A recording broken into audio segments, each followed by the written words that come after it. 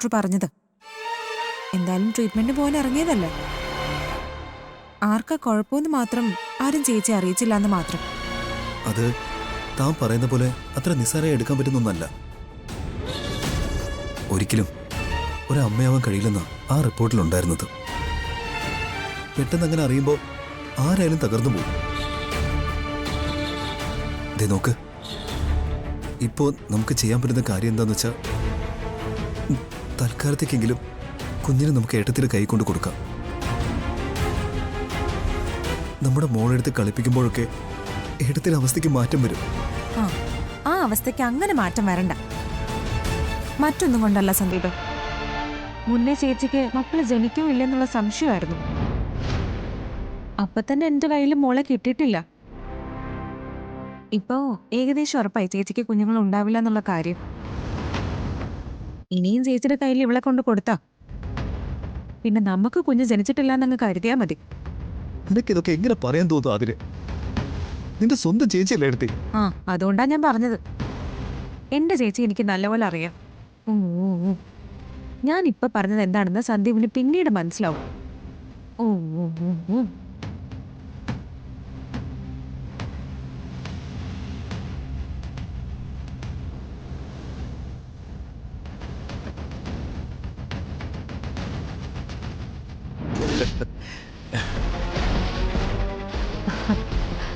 കൊള്ളാം, ഇത്രയും ഞാൻ പ്രതീക്ഷിച്ചില്ല. ഈ സംഭവമൊക്കെ നടക്കുമ്പോൾ ഞാനും കൂടി അവിടെ വേണമായിരുന്നു. ഇനി കാര്യങ്ങൾ എളുപ്പമല്ലേ? ഈ ഷോക്കിൽ നിന്ന് സേതുമാധവനും അർച്ചനയും ഒന്നും പെട്ടെന്ന് എഴുന്നേറ്റ് വരില്ല. ആ സമയം കൊണ്ട് ചെയ്യാൻ പറ്റുന്നതൊക്കെ ചെയ്യണം. ഈ കാര്യത്തിൽ കൂടുതൽ സന്തോഷിക്കുമ്പോഴും മറ്റൊരു കാര്യമുണ്ട്. സന്ധ്യ പറഞ്ഞത് അങ്ങനെ തള്ളിക്കളയാൻ പറ്റുന്ന ഒന്നല്ല. അവളുടെ ട്രീറ്റ്മെന്റിന് പുരോഗതി ഉണ്ടെന്നും ഇനിയും ട്രീറ്റ്മെന്റ് നടത്തിയ അർച്ചന അമ്മയാകുന്നും ഇവിടെ കുറച്ചുപേരെങ്കിലും വിശ്വസിക്കുന്നുണ്ട്. എല്ലാവരുടെയും നിർബന്ധത്തിന് അവസാനം അർച്ചന ചെന്നൈയിലേക്ക് വണ്ടി കയറിയ ചിലപ്പോ അത് സംഭവിച്ചെന്നിരിക്കും. അവക്ക് ഒരു കുഞ്ഞു പിറക്കുന്നതിനെ കുറിച്ച് എനിക്ക് ആലോചിക്കാനേ വയ്യ. നീ ഒന്നുകൊണ്ട് പേടിക്കണ്ട. ഞാൻ പറയുന്ന കാര്യങ്ങൾ അതേപോലെ സേതുമാധവന്റെ അടുത്ത് നിന്ന് പറയണം. ധനുഷ് പറ, ഞാൻ എന്താ പറയേണ്ടത്?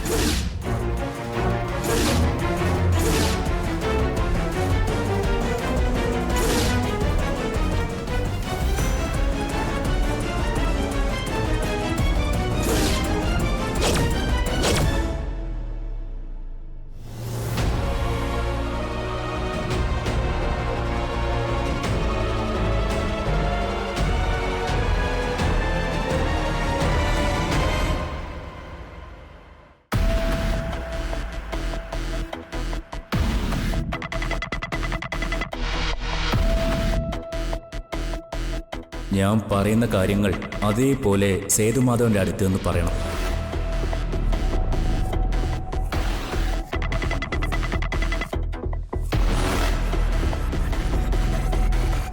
അച്ഛാ, ഈ വീട്ടിൽ ഇത്രയും വലിയൊരു വിഷയം നടന്നിട്ട് അതിന് ഒരു തീരുമാനം എടുക്കേണ്ട അച്ഛൻ ഇങ്ങനെ തകർന്നിരുന്നാലോ? ബാക്കിയുള്ളവർക്ക് ആശ്വാസം കൊടുക്കേണ്ട ആളല്ലേ അച്ഛൻ? അതിനാ എനിക്കിപ്പോ സാധിക്കാത്തത്. ചില പ്രശ്നങ്ങൾക്ക് പരിഹാര വാക്കുകളില്ലല്ലോ. വാക്കുകൾ കൊണ്ട് ആശ്വാസം കണ്ടെത്താൻ കഴിയാത്തൊരു കാര്യം ഇത്. ഞാനും കുറെ ആലോചിച്ചു ഇതിന് എന്താ ഒരു പരിഹാരം എന്ന്. ഇവിടെ ഇങ്ങനെ എല്ലാരും തകർന്നിരിക്കുന്ന കാണാനുള്ള ശേഷി എനിക്കില്ല അച്ഛാ. എല്ലാവർക്കും ഇതിൽ നിന്നൊരു മോചനം എന്നുള്ള രീതിയിൽ ആലോചിച്ചപ്പോഴാ ഒരു വഴി എന്റെ മുന്നിൽ തെളിഞ്ഞത്. നടന്ന ട്രീറ്റ്മെന്റിലൊക്കെ പുരോഗതി ഉണ്ടായിരുന്നെന്നല്ലേ സന്ധ്യ പറഞ്ഞത്? അപ്പോ നമുക്ക് പ്രതീക്ഷയ്ക്ക് വകയുണ്ടെന്നല്ലേ അർത്ഥം? നീ എന്താ പറഞ്ഞു വരുന്നത്? എനിക്ക് പരിചയമുള്ള മറ്റൊരു ഡോക്ടറുണ്ട്, അഹമ്മദ് കബീർ എന്ന പേര്. പരിചയം എന്ന് പറഞ്ഞാൽ നേരിട്ട് എനിക്കറിയില്ല. ഇതുപോലത്തെ കേസുകളിൽ റിസൾട്ട് 100% ഉറപ്പാ. എൻ്റെ ഫ്രണ്ടിന്റെ ചേച്ചിയുടെ ട്രീറ്റ്മെന്റ് നടത്തിയത് അദ്ദേഹമാ. എത്ര ചികിത്സ നടത്തിയിട്ടും ഫലമില്ലാതെ വന്നപ്പോ അവരവസാനം എന്നോണം ഡോക്ടർ കബീറിനെ കണ്ട് ട്രീറ്റ്മെന്റ് എടുത്തു. ഉടനടി റിസൾട്ടും കിട്ടി. ഇപ്പൊ ആ കുട്ടിക്ക് 2 വയസ്സും കഴിഞ്ഞു. അർച്ചനയുടേത് അത്ര കുഴപ്പം പിടിച്ച കേസല്ലാത്തോണ്ട് ഉടനെ ട്രീറ്റ്മെന്റ് സക്സസ് ആവുന്ന അദ്ദേഹം എന്നോട് പറഞ്ഞത്. ഈ ഒരു മാനസികാവസ്ഥയിൽ അർച്ചന ചെന്നൈക്ക് പോകാൻ തയ്യാറാവില്ല. സന്ധ്യ ഇപ്പോ അർച്ചനയ്ക്ക് വിശ്വാസവും ഇല്ല. ആ സ്ഥിതിക്ക് ആകെയുള്ളൊരു വഴി ഇതാ. അർച്ചനയ്ക്കൊരു കുഞ്ഞുണ്ടായി കാണണമെന്ന് എനിക്ക് അതിയായ ആഗ്രഹമുണ്ട്. അതുപോലെ തന്നെ ഈ വിഷയത്തിൽ ഇവിടെ ആരും വിഷമിക്കരുതെന്നും. അതുകൊണ്ടാച്ചാ ഞാൻ ഇങ്ങനൊരു വഴി പറയുന്നത്. അതുകൊണ്ട് അച്ഛൻ തന്നെ സച്ചിയെ അർച്ചനയും കാര്യങ്ങൾ പറഞ്ഞ് മനസ്സിലാക്കണം. ഡോക്ടർ കബീറിന്റെ നമ്പർ ഞാൻ അച്ഛന് തരാം. അച്ഛൻ വിളിച്ച് സംസാരിച്ചതിന് ശേഷം മതി. എനിക്ക് അത്ര ഉറപ്പുള്ളതുകൊണ്ടാണ് ഞാൻ വന്ന് പറയുന്നത്. എല്ലാത്തിനും എത്രയും പെട്ടെന്നൊരു തീരുമാനം ഉണ്ടാക്കണം. എന്നിട്ട് അർച്ചനയും സച്ചിയും ഈ ഒരു അവസ്ഥയിൽ നിന്ന് മോചിപ്പിക്കണം നമുക്ക്.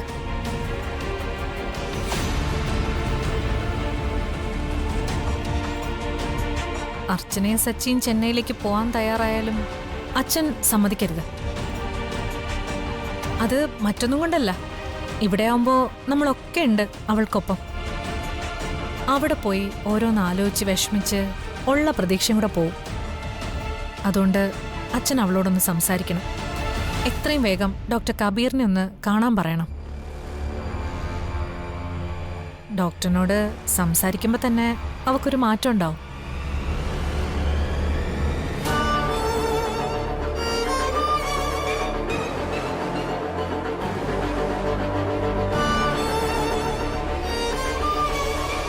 അച്ഛാ, ഞാനായി ഡോക്ടറിനെ സജസ്റ്റ് ചെയ്തതെന്ന് അർച്ചനോട് സച്ചിയോട് പറയണ്ട. ഞാനും അവളും തമ്മിൽ ചില അഭിപ്രായ വ്യത്യാസങ്ങളൊക്കെ ഉണ്ടല്ലോ. അർച്ചനയ്ക്കത് ഇഷ്ടാവില്ല. ഞാനെന്നും അവളെ എൻ്റെ അനിയത്തിയായിട്ടേ കണ്ടിട്ടുള്ളൂ. അതുകൊണ്ട് തന്നെ അവളുടെ കണ്ണ് നനയുന്നത് കണ്ടു നിൽക്കാൻ എനിക്ക് പറ്റില്ല.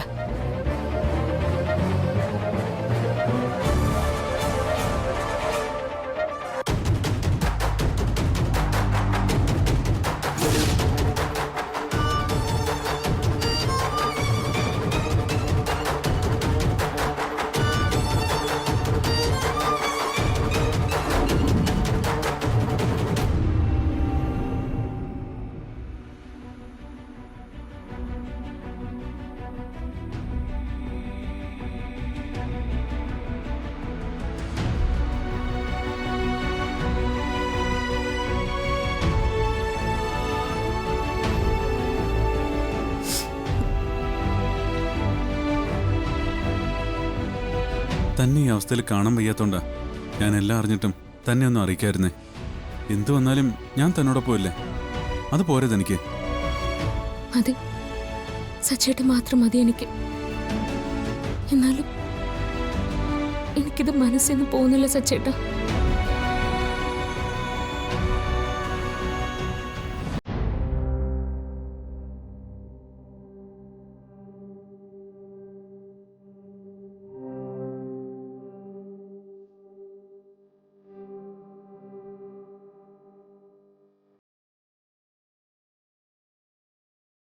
അച്ഛനറിയാം, നിങ്ങൾക്ക് പരസ്പരം ധാരാളം സംസാരിക്കാനുണ്ടാവുമെന്ന്. ഇനി അങ്ങോട്ടുള്ള നിങ്ങളുടെ ജീവിതം നിങ്ങൾ തമ്മിലൊരു ധാരണയിലെത്തിയതിനു ശേഷം മതി. അതിൽ ആർക്കും തലയിടേണ്ട കാര്യമില്ലെങ്കിലും ഞാനിപ്പോൾ വന്നത് അതുപോലൊരു കാര്യം നിങ്ങളോട് പറയാനാ.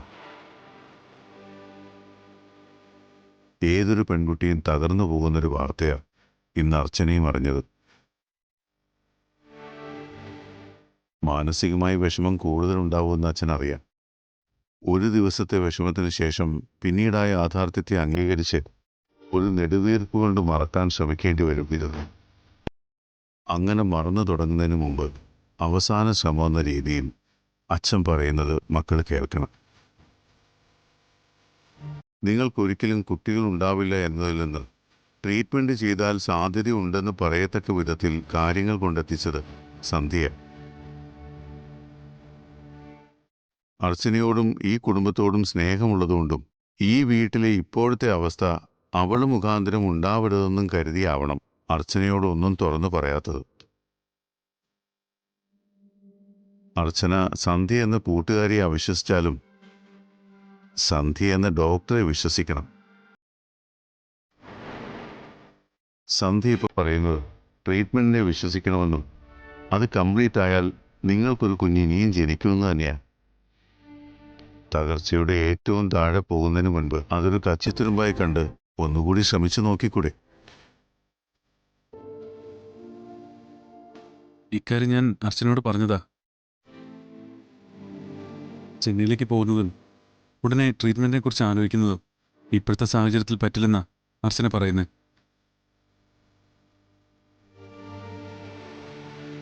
ഇനി അവസാനം അവരും കൈമലർത്തിയാൽ എന്തു ചെയ്യുമെന്നാ അർച്ചന ചോദിക്കുന്നത്.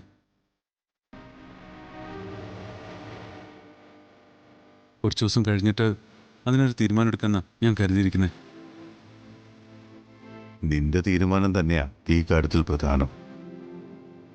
കുറേ ദിവസം എന്ന് പറയുമ്പോൾ അത്രയും ദിവസം അർച്ചന ഇതേ അവസ്ഥയിൽ തന്നെ ആയിരിക്കില്ലേ? ഈ അവസ്ഥയിൽ തന്നെ ഇങ്ങനെ മുന്നോട്ട് പോകുന്നത് അച്ഛന് സഹിക്കാൻ പറ്റുന്ന കാര്യമല്ല. കാരണം ഒരിക്കലും നിങ്ങളെ ഇങ്ങനെ കാണാൻ ഞാൻ ഇഷ്ടപ്പെടുന്നില്ല. അതുകൊണ്ട് തന്നെ ഞാൻ എൻ്റെ ഒരു അഭിപ്രായം പറയാം. ഒരാൾ എന്നോട് ഒരു ഡോക്ടറിന്റെ കാര്യം പറഞ്ഞിട്ടുണ്ട്. അഹമ്മദ് കബീർ എന്ന പേര്. ഞാൻ അദ്ദേഹത്തെ വിളിച്ച് സംസാരിച്ചിരുന്നു. സംസാരത്തിൽ തന്നെ മനസ്സിലായി ആളൊരു മിടുക്കനാണെന്ന്. 6 മാസം അദ്ദേഹത്തിന്റെ ട്രീറ്റ്മെന്റ് എടുത്താൽ മതി, അർച്ചന മോള് ഗർഭിണിയാകുമെന്നാ എന്നോട് പറഞ്ഞത്. ഞാൻ ആലോചിച്ചപ്പോൾ അത് വലിയൊരു സാധ്യതയായിട്ട് എനിക്ക് തോന്നി. അത് ഒന്ന് പറയാന്ന് കരുതിയാ വന്നത്. എല്ലാവരുടെയും വിഷമം കണ്ടും എൻ്റെ വലിയ ആഗ്രഹവും മുൻനിർത്തിയാ ഞാൻ ഇതുവന്ന് പറഞ്ഞത്. കുറേ ദിവസങ്ങൾക്ക് ശേഷമാണ് ഇനി മറ്റൊന്ന് നിങ്ങൾ ചിന്തിക്കുന്നതെന്ന് നിങ്ങൾ തന്നെ തീരുമാനിച്ച സ്ഥിതിക്ക് ഞാൻ കൂടുതലായി അതിനെക്കുറിച്ച് സംസാരിക്കേണ്ട കാര്യമില്ലല്ലോ. എന്തായാലും വരും പോലെ വരട്ടെ. അച്ഛാ, ഞാൻ പറഞ്ഞത് പ്രകാരം സച്ചേട്ടൻ തൽക്കാലത്തേക്ക് ട്രീറ്റ്മെന്റിനെ കുറിച്ച് ആലോചിക്കുന്നില്ല എന്ന് പറഞ്ഞത്. എനിക്കറിയാം.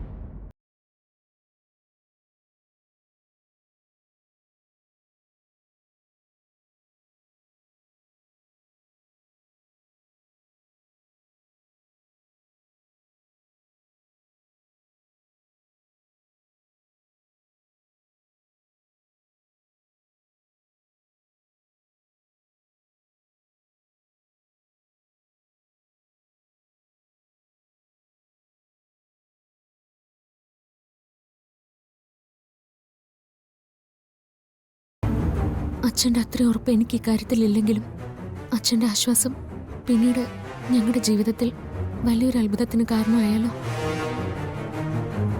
ഉടനെ തന്നെ ഞങ്ങൾ പൊയ്ക്കോളാം അച്ഛാ.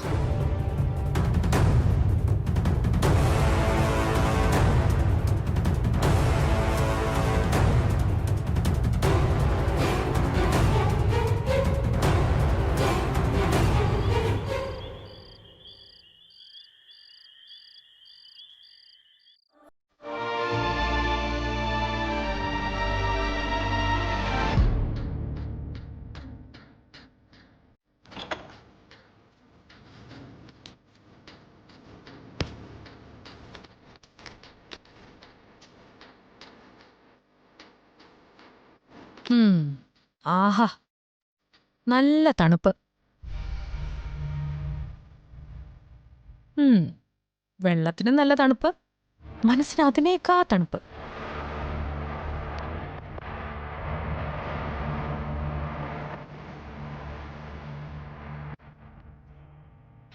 അർച്ചനയ്ക്ക് കുറച്ച് വേണോ?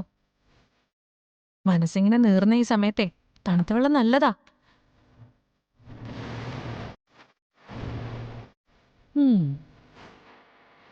ആ, നീ വീണ്ടും ഏതോ ഡോക്ടറെയൊക്കെ കണ്ട് ട്രീറ്റ്മെന്റ് തുടങ്ങാൻ പോകുന്നു കേട്ടു. ഉള്ളതാണോ? കേട്ടറിഞ്ഞതുള്ളതാണെങ്കിലും അല്ലെങ്കിലും ഏട്ടത്തിയായി നിന്ന് ഞാൻ നിനക്കൊരു ഉപദേശം തരാം. ആ വഴിക്ക് നീ ഇനി ചിന്തിക്കണ്ട. ഓർക്കാപ്പുറത്ത് നിനക്ക് എല്ലാ സൗകര്യങ്ങളും തന്ന ഈശ്വരൻ അത് നിനക്ക് തരാൻ പോകുന്നില്ല. എനിക്കുറപ്പാത്. അഹമ്മദ് കബീർ എന്ന ഡോക്ടറിന്റെ ചികിത്സയിൽ നിനക്ക് ഒരിക്കലും ഒരു കുഞ്ഞുണ്ടാവാൻ പോകുന്നില്ല. അതെ, നിന്റെ കയ്യിലിരിപ്പിന്റെ കൂടെയാ. സ്നേഹം നടിച്ചും പ്രകടിപ്പിച്ചും ഇവിടെയുള്ളവരെ എല്ലാം നീ കയ്യിലെടുത്തപ്പോ ഓർത്തില്ലല്ലേ നിനക്ക് ഇങ്ങനൊരു ദുർവിധി ഉണ്ടാവാൻ പോകുന്നു എന്നുള്ള കാര്യം?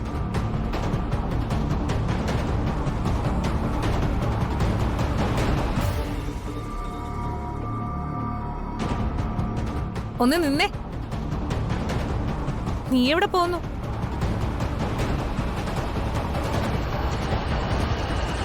ഞാൻ പറയുന്നത് മുഴുവൻ നീ കേട്ടിട്ട് പോയാ മതി. ഒരു സ്ത്രീ എന്ന നിലയിൽ വളരെ വിഷമം തോന്നുന്ന കാര്യം ഇത്. പക്ഷേ അർച്ചനയെ വെച്ച് അവന്തിക നോക്കുമ്പോ ഇത് അർച്ചനയ്ക്ക് ആവശ്യം തന്നെയാ. ജീവിതാവസാനം വരെ അർച്ചനയെ കുത്തി നോവിക്കാൻ അവന്തികയ്ക്ക് കിട്ടിയ ഒരേട്. പറഞ്ഞു വരുമ്പോ എനിക്ക് നിനക്കും കുട്ടികളില്ല. പക്ഷേ എനിക്ക് പ്രതീക്ഷയുണ്ട്, നിനക്കതില്ല.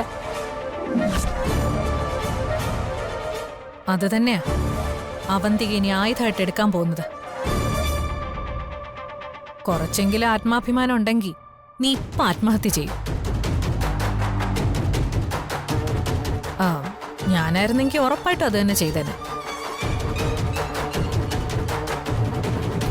എന്നെ ഓരോന്നും പറഞ്ഞ് വിഷമപ്പെടുത്തി ആത്മഹത്യ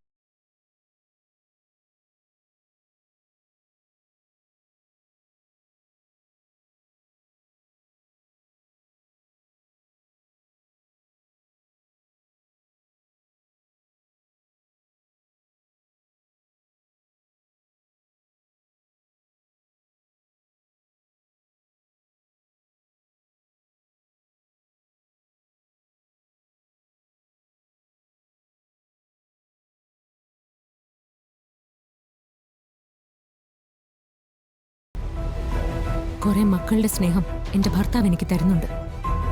അത് മതി എനിക്ക്. എന്റെ ജീവിതം പഴയതുപോലെ തന്നെയാ.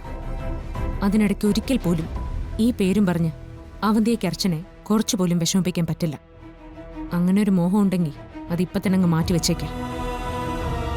എനിക്ക് ഈശ്വരൻ തരാത്തതും നിങ്ങൾക്ക് തന്നിട്ട് ഈശ്വരൻ തിരിച്ചെടുത്തതും നിങ്ങളുടെ ഈ മനോഭാവം കൊണ്ട് തന്നെയാ. ഇനിയും എന്റെ ജീവിതത്തിൽ എനിക്ക് പ്രതീക്ഷയുണ്ട്.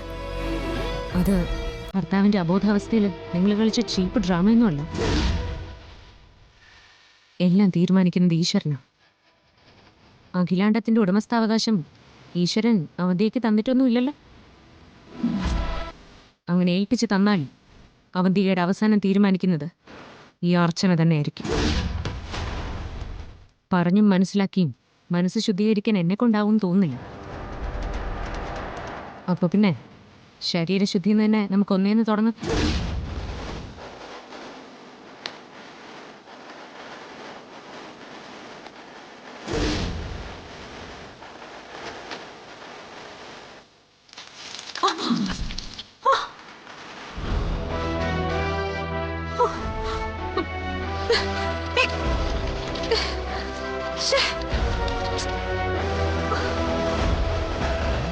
കനലിങ്ങനെ മനസ്സിൽ കിടന്ന് എരിയുമല്ലേ? തണുത്ത വെള്ളം കൊണ്ട് അതിനെല്ലാം ഒരു ശമനം ഉണ്ടാവട്ടെ.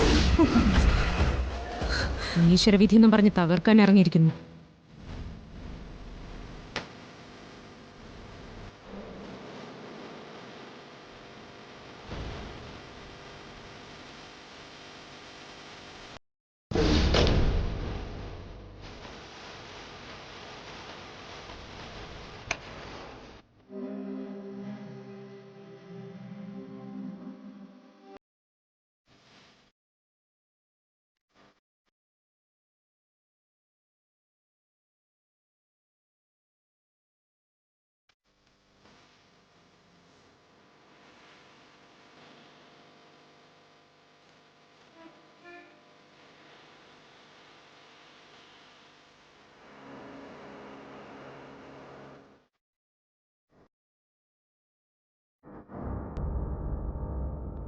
ഒരാൾ എന്നോട് ഒരു ഡോക്ടറിൻ്റെ കാര്യം പറഞ്ഞിട്ടുണ്ട്. അഹമ്മദ് കബീർ എന്ന പേര്.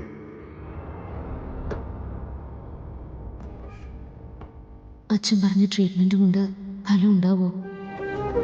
ഒരമ്മയാവാൻ കഴിയും എനിക്ക്? ഈശ്വര, കൈവിടല്ലേ.